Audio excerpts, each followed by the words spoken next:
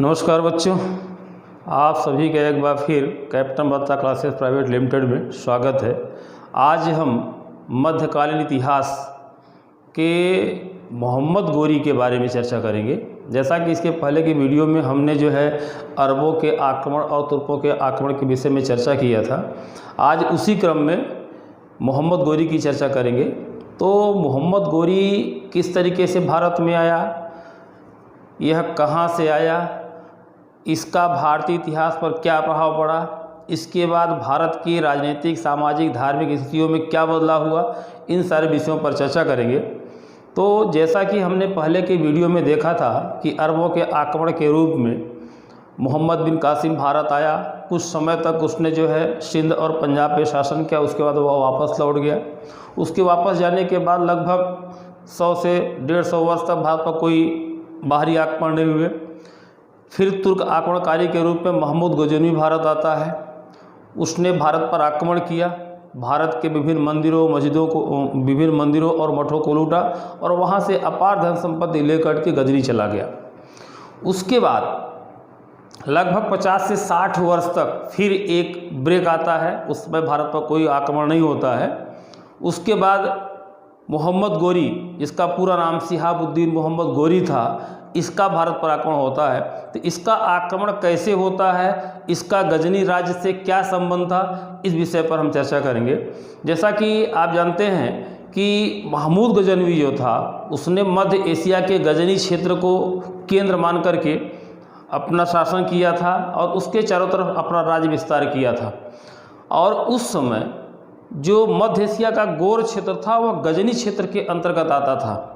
महमूद गजनवी की मृत्यु के बाद 1030 ईस्वी में जब महमूद गजनवी की मृत्यु हुई, उसकी मृत्यु के बाद उसके जो उत्तराधिकारी थे वे नितांत कमज़ोर निकले।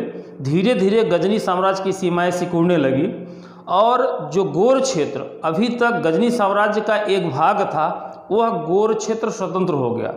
उसी गोर क्षेत्र में संसबनी नाम के एक व्यक्ति ने, उसका नाम था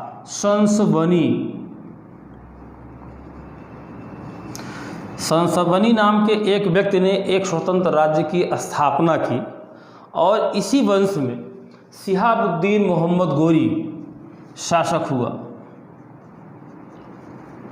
शिहाबुद्दीन मोहम्मद गोरी शासक हुआ। चूँकि यह गोर क्षेत्र का शासक था, इसलिए इसे इतिहास में गोरी की उपाधि दी गई। इसका कभी कभी इसका पूरा नाम भी पूछा जाता है कि शिहाबुद्दीन किसे कहा जाता था या मोहम्मद गोरी का पूरा नाम क्या था, तो वो चीज़ मैंने लिख दिया है, शिहाबुद्दीन मोहम्मद गोरी। गोरी इसकी उपाधि थी क्योंकि वह गोर क्षेत्र का शासक था। जैसे महमूद गजनवी था, तो गजनवी जो था वो गजनी क्षेत्र की उपाधि से संबंधित था। क्योंकि गजनी क्षेत्र का शासक था, उसने गजनी की उपाधि धारण की थी। इसी तरीके से मोहम्मद ने गोर क्षेत्र का शासक होने के कारण गोरी की उपाधि धारण की। मोहम्मद गोरी ने भारत पर 1175 ईस्वी पर पहला आक्रमण किया था। भारत का जो पश्चिमोत्तर क्षेत्र जो था, जहाँ पर सिंध, पंजाब के जो क्षेत्र थे वो सब जो है पश्चिमोत्तर भारत के अंतर्गत आते थे।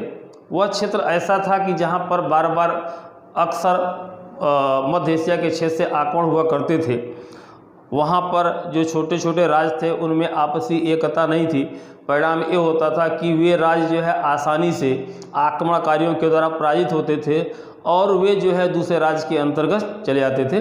तो इसी क्रम में इसने जो है पहले सिंध और पंजाब को मोहम्मद बिन कासिम ने विजित किया था। तो इसने, अब वह क्षेत्र जो है अभी भी स्वतंत्र थे या मुस्लिम शासकों के अंतर्गत थे। जब इसने भारत पर आक्रमण किया तो इसने मुल्तान को टारगेट बनाया। शिहाबुद्दीन मोहम्मद गोरी ने मुल्तान पर आक्रमण किया और 1175 ईस्वी में मुल्तान पर आक्रमण किया और उस पर अधिकार भी कर लिया। मुल्तान पर अधिकार करने के बाद इसने भारत में जल मार्ग से होकर के घुसने का प्रयास किया। तो इसने गुजरात तट से 1178 ईस्वी में इसने गुजरात तट पर आक्रमण किया।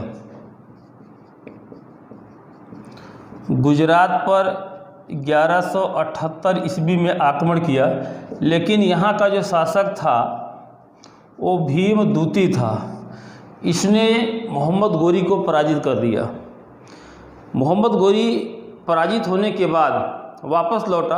अब उसने यह योजना बनाई कि वह जल मार्ग से भारत में प्रवेश तो नहीं कर सकता है, इसलिए वह स्थल मार्ग से ही भारत में प्रवेश करने का प्रयास करेगा।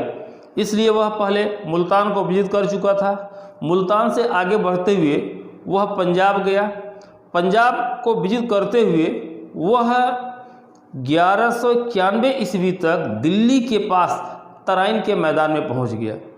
जब वह तराइन के मैदान में पहुंचा तो उसने अपना सैनिक शिविर वहां पर लगा दिया। उस समय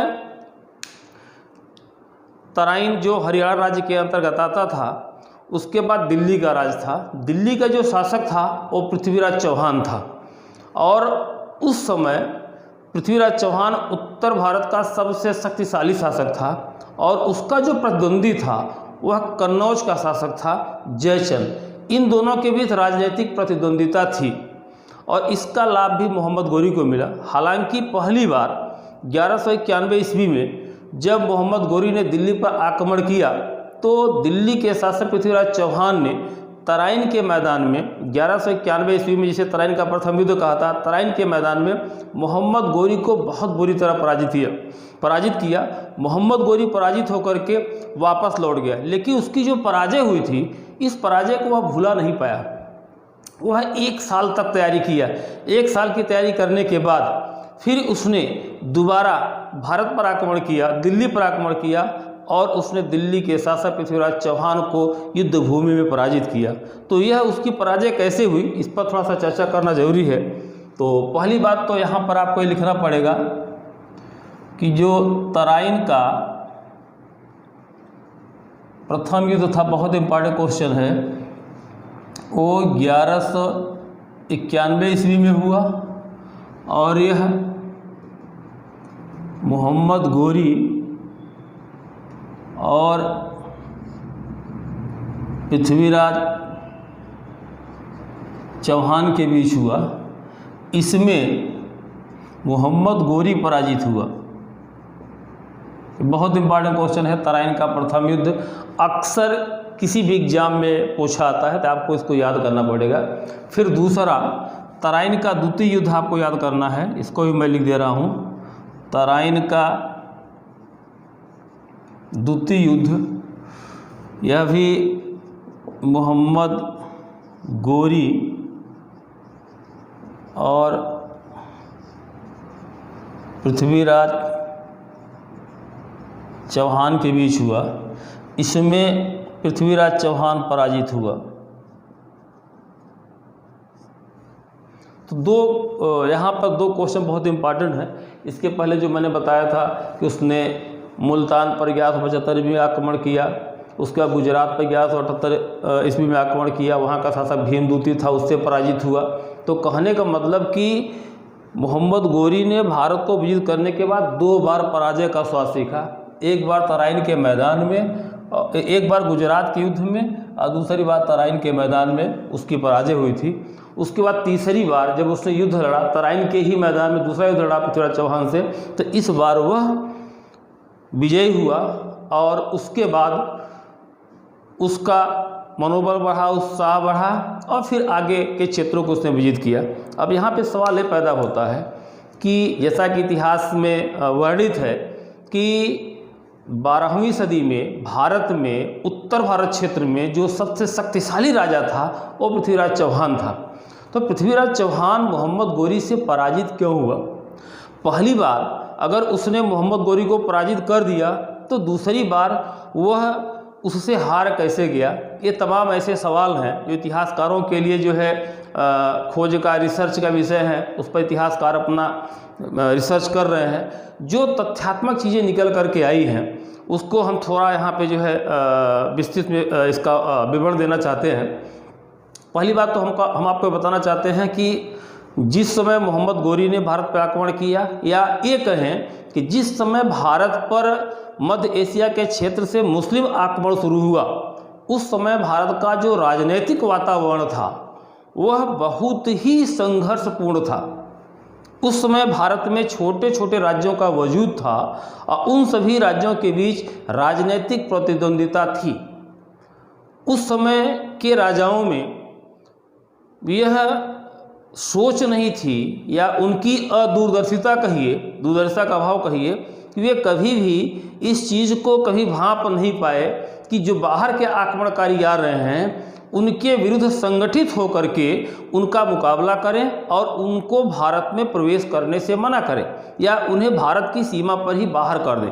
क्योंकि भारत की जो सीमा थी उस सीमा पर कोई एक राज्य स्थापित नहीं था, उसमें कई छोटे छोटे राज्यों का वजूद था। ऐसी स्थिति में उनकी जो आपसी राजनीतिक प्रतिद्वंदिता थी, जो आपसी उनके ईर्ष्या द्वेष थे, उस कारण वे कभी राजनीतिक रूप में संगठित नहीं हो पाए। तो एक राजनीतिक कारण था। दूसरा, अगर सामाजिक कारण की बात किया जाए तो भारत उस समय जातियों में बटा हुआ था। जातियों के बीच बड़ा लंबा गैप था, उच्चता और निम्नता की भावना थी, छुआछूत अपने मतलब जो है उच्चतम स्थान पे था। इस प्रकार की जो भावनाएं थी, इन भावनाओं ने भारत के जो मनोवैज्ञानिक जो शक्ति थी उसको पूरी तरह से छीण कर दिया था। और उसका दुष्परिणाम हुआ कि बाहरी आक्रमणकारी जब भारत पे आक्रमण किया तो भारत में कोई भी ऐसा राजनीतिक संगठन नहीं बन पाया कि वह जो है विदेशी आक्रमणकारियों के विरुद्ध संगठित होकर के उनका मुकाबला कर पाए। इसके साथ साथ जो है अन्य जो आर्थिक और धार्मिक कारण थे वह भी इसकी पृष्ठभूमि में कहीं न कहीं उत्तरदायी थे। क्योंकि अगर धार्मिक रूप में देखा जाए तो भारत में विभिन्न धर्मों को, विभिन्न देवी देवताओं को मानने वाले लोग थे। उसके साथ साथ अगर आर्थिक व्यवस्था की बात किया जाए तो लोगों के बीच आर्थिक गैप बहुत ज़्यादा था। ज़्यादातर जो जनमानस था वह अपनी जीविकोपार्जन के लिए अर्थ का जो है संग्रहण करता था। उनके पास इतनी क्षमता नहीं थी कि वे जो है अपने लिए धन संचय कर पाए। उनको अपना जीविकोपार्जन कर पाना यही बहुत बड़ी उपलब्धि थी। जो अर्थव्यवस्था का अधिकांश आउटपुट हुआ करता था वह राजाओं के राज दरबार तक पहुंच जाता था, जहां पर वे विलासितापूर्ण जीवन व्यतीत करते थे और अन्य तबके के लोगों को बहुत हेय दृष्टि देखते थे। इसलिए समाज का उनको मतलब जो है मनोवैज्ञानिक सपोर्ट या नैतिक सपोर्ट कभी नहीं मिल पाया। तो ये तमाम ऐसे कारण थे जिसकी वजह से विदेशी आक्रमणकारियों को भारत पर आक्रमण करते समय उनको सफलता मिली और जो भारत का शासक वर्ग था वह जो है पराजित हुआ और उसका राजनीतिक पतन हुआ। ये तमाम ऐसे कारण थे। अगर पृथ्वीराज चौहान के संदर्भ में देखा जाए तो इनके साथ भी ये चीज़ें थी, क्योंकि पृथ्वीराज चौहान और जो कन्नौज का शासक जयचंद था ये दोनों उत्तर भारत के शक्तिशाली शासक थे, लेकिन इन दोनों की भी राजनीतिक प्रतिद्वंदिता थी। ये दोनों आपस में एक दूसरे से जबरदस्त ईर्ष्या रखते थे। ऐसी स्थिति में जब मोहम्मद गोरी ने भारत पर आक्रमण किया तो ये लोग कभी आपस में कोई राजनीतिक संगठन नहीं बना पाए।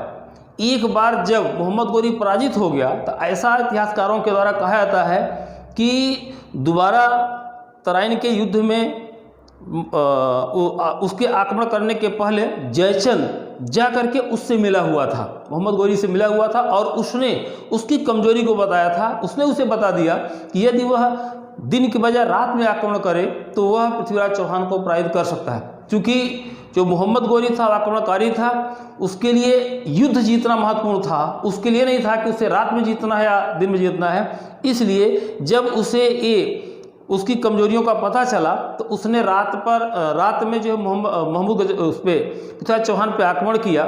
उस समय जो पृथ्वीराज चौहान था वह तैयार नहीं था, उसकी सेना सर्ज नहीं थी। ऐसी स्थिति में जब अचानक उस पर आक्रमण हुआ तो वह जो है उस आक्रमण को डिफेंड नहीं कर पाया। अंततः युद्ध भूमि में उसकी पराजय हुई। अब इस पराजय के बाद कुछ इतिहासकारों का ये कहना है कि तराइन के द्वितीय युद्ध में जो पृथ्वीराज चौहान था उसकी पराजय हुई और उसकी हत्या हो गई थी। लेकिन कुछ इतिहासकार ये कहते हैं कि उसी समय उसने उसकी हत्या नहीं की थी। उसने जो है उसके बाद उसने मोहम्मद गोरी की अधीनता को स्वीकार कर लिया। उसके बाद उसने कुछ दिन तक शासन किया, उसके बाद उसकी मृत्यु हुई।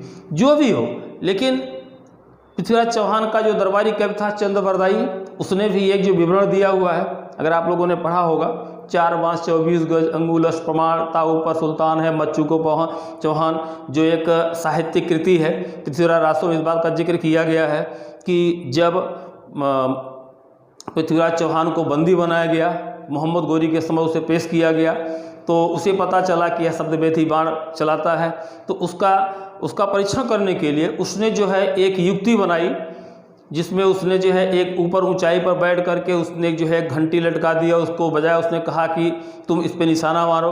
उस समय चंद्रबरदाई शायद जो है पृथ्वीराज चौहान के साथ था, उसने यह कविता पढ़ी थी। ऐसा कहा जाता है कि जब उसने जो है इस कविता को पढ़ा तो पृथ्वीराज चौहान ने उस आवाज़ को सुर करके और निशाना लगाया और मोहम्मद गोरी की वहाँ मृत्यु हो गई।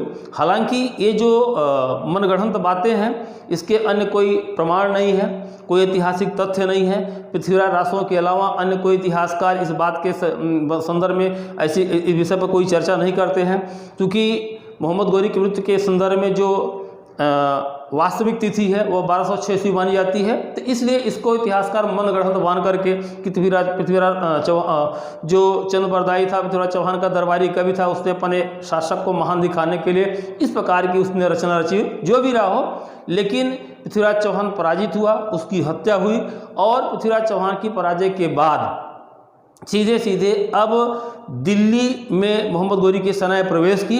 अब उसके बाद उत्तर भारत को विजित करने के लिए अगला लक्ष्य उसका कन्नौज था। तो मोहम्मद गोरी पृथ्वीराज चौहान की पराजय के बाद 1194 ईस्वी में मोहम्मद गोरी ने कन्नौज पर आक्रमण किया। 1100 बहुत इंपॉर्टेंट क्वेश्चन ये भी है। 1194 ईस्वी में चंदावर के युद्ध में मोहम्मद गोरी ने जयचंद को पराजित किया।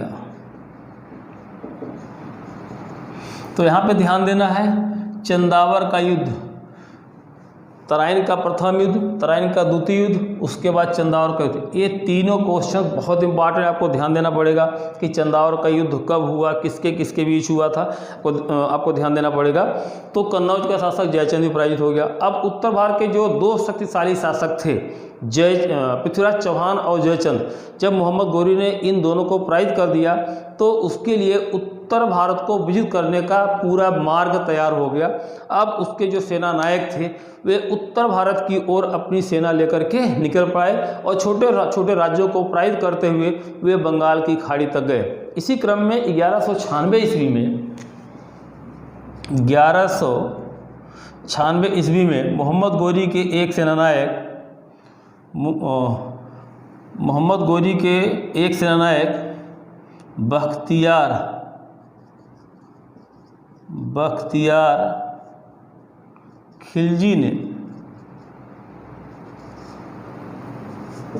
बिहार पर आक्रमण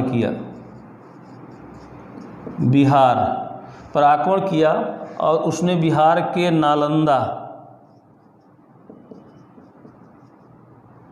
नालंदा बौद्ध विश्वविद्यालय को पूरी तरह से नष्ट कर दिया। तो ध्यान देना पड़ेगा कि मोहम्मद बिन बख्तियार, इसका पूरा नाम जो था मोहम्मद बिन बख्तियार खिलजी था, या उसे बख्तियार खिलजी भी कहते हैं, आपको ध्यान देना पड़ेगा। तो इसमें 1196 ईस्वी में मोहम्मद गोरी के सेना नायक मोहम्मद बिन बख्तियार खिलजी ने बिहार पर आक्रमण किया और बिहार में नालंदा बौद्ध विश्वविद्यालय से पूरी तरह से तहस नहस कर दिया।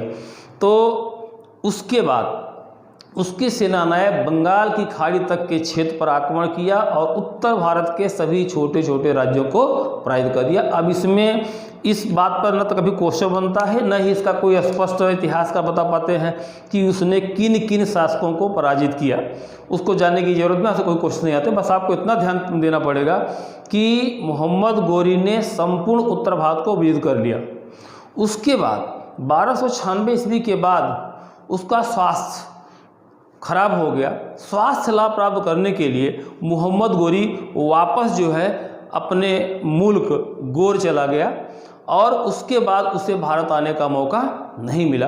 कहा जाता है कि 1206 ईस्वी में खोखर जो एक जनजाति थी, जिनको मोहम्मद गोरी ने काफ़ी जो है परेशान किया था, पर उनके कुछ लोगों की हत्या भी की थी, भाई किया था, तो मौका पाकर के खोखरों ने उसकी हत्या कर दी। और इस प्रकार 1206 ईस्वी में, ये तिथि आपको याद करना पड़ेगा, 1206 ईस्वी में मोहम्मद गोरी की हत्या कर दी गई।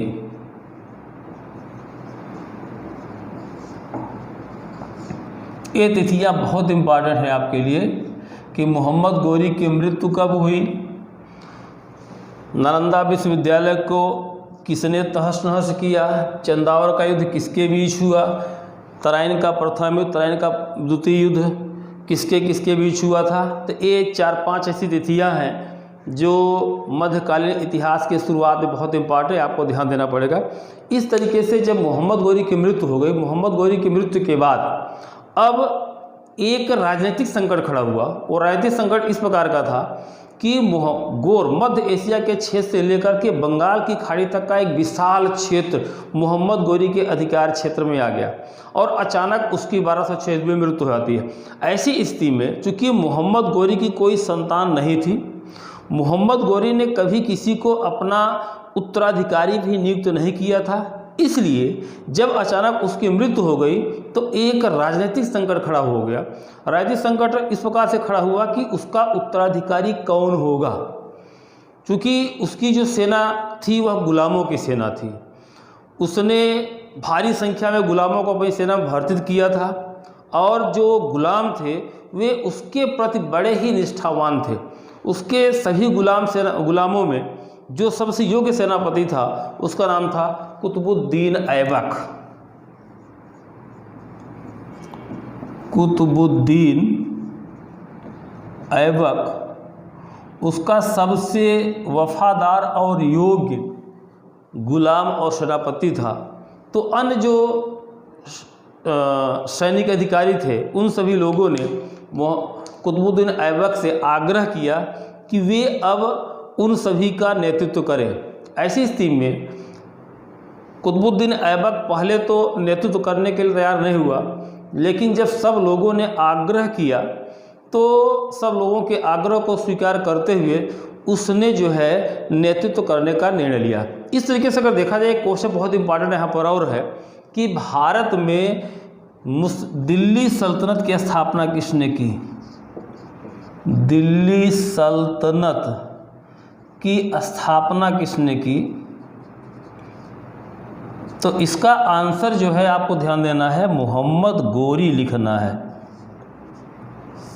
न कि कुतुबुद्दीन ऐबक। क्योंकि कुतुबुद्दीन ऐबक के पहले ही मोहम्मद गोरी ने भारत में दिल्ली सल्तनत या जो है मुस्लिम साम्राज्य की स्थापना कर दी थी। अगर इसको और भी कहा जाए तो मुस्लिम साम्राज्य कहा जाए, इसको ध्यान दीजिएगा। 2-3 क्वेश्चन बहुत कन्फ्यूजन वाले आते हैं। मुस्लिम साम्राज्य, ये क्वेश्चन बनता है, मुस्लिम साम्राज्य की स्थापना मोहम्मद गोरी ने किया था। और फिर उसी मुस्लिम साम्राज्य का जो कैपिटल बना वह दिल्ली बना और उसी को दिल्ली सल्तनत कहा जाने लगा। तो ऐसी स्थिति में दिल्ली सल्तनत, अब अगला जो आपका टॉपिक होगा जिस पर जो है दिल्ली सल्तनत के विषय में, दिल्ली सल्तनत में कितने राजवंश के शासकों ने शासन किया है, उन सब पे एक विस्तृत चर्चा होगी। तो दिल्ली सल्तनत की स्थापना के पहले आपको फिर से मैं याद दिलाना चाहूँगा कि अरबों के आक्रमण पर 1 या 2 क्वेश्चन बनते हैं, और कौन से क्वेश्चन बनते हैं हम आपको उसमें पीछे चर्चा कर चुके हैं। महमूद गजनी में जो क्वेश्चन बनते हैं उसको मैंने चर्चा कर दिया है, और मोहम्मद गोरी में बनने वाले जो क्वेश्चन हैं उन सबकी मैंने चर्चा कर दिया। तो कहने का मतलब कम समय में आप NDA के एग्ज़ाम के पॉइंट ऑफ व्यू से जितने भी क्वेश्चंस बनते हैं हम उसी मतलब ट्रेंड को, पैटर्न को लेकर के चल रहे हैं। बाकी अगर इसको विस्तृत स्वरूप में देखा जाए तो ये टॉपिक इतने बड़े बड़े हैं कि आप इसको पढ़ते रहिए, ये कभी ख़त्म नहीं होने वाले हैं, क्योंकि बहुत विशाल क्षेत्र है इसका। लेकिन आपके एग्ज़ाम के पॉइंट ऑफ व्यू से, NDA के एग्ज़ाम के पॉइंट ऑफ व्यू से इसमें से उतने विस्तृत में, इस विस्तार में जाने की ज़रूरत नहीं है। तो अब हमारा जो है भारत में मध्यकाल की शुरुआत के समय जो अरबों तुर्कों का आक्रमण था उसका ये लेक्चर यहाँ पे ख़त्म होता है और आगे के लेक्चर में हम दिल्ली सल्तनत की शुरुआत करते हैं। तो आइए देखते हैं कि आगे दिल्ली सल्तनत की शुरुआत कैसे हुई, इस पे चर्चा करते हैं।